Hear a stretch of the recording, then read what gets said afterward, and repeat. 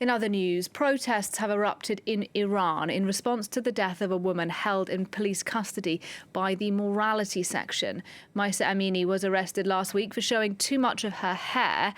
Now, following her death, demonstrations were held in the country's Kurdish region that she hails from. Yesterday, though, they'd also spread to the capital, Tehran, and at least 3 protesters are reported to have been killed.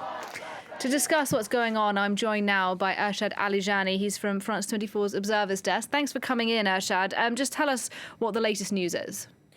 The process started in Tehran, as you know, and the Kurdish cities in western Iran, because Mahsa Amini was a Kurd from Saqqez, a Kurdish city western Iran. But since yesterday, more and more people in other cities are joining the protests. Mashhad, the holiest city for the holiest Shia city in Iran, Isfahan, Yazd, in the center, Rash in northern Iran, and many other cities, even today Tabriz, a Turkish city, joined to the protests. According to human rights organizations, so far at least 7 people have been killed and 90 people injured, including children. We know that hundreds of people have also been arrested across the country, but it's impossible to give an exact figure. These protests are being led by women, aren't they? Yes. As always in recent years, Iranian women are involved in the protest, but this time perhaps for the first time in 40 years after the revolution, their issue is the main context for these anti-regime protests. They are the leaders. They take off their headscarves and demonstrate in the street, burning their hijab as a sign of protest. In many videos from Iran, we see them leading the crowd and confronting the anti-riot police. Listen to what they are chanting.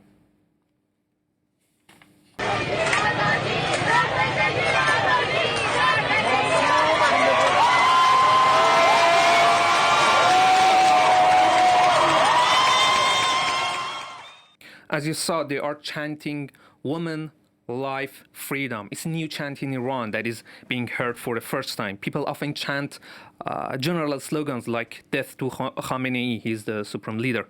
But now women and women's issue are at the heart of a nationwide protest. And you mentioned that these protests are taking place in Kurdish parts of the country.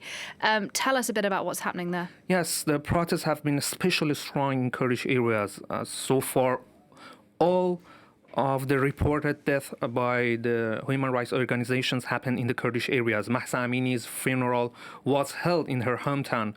Like elsewhere, women were taking off their headscarves, as you see.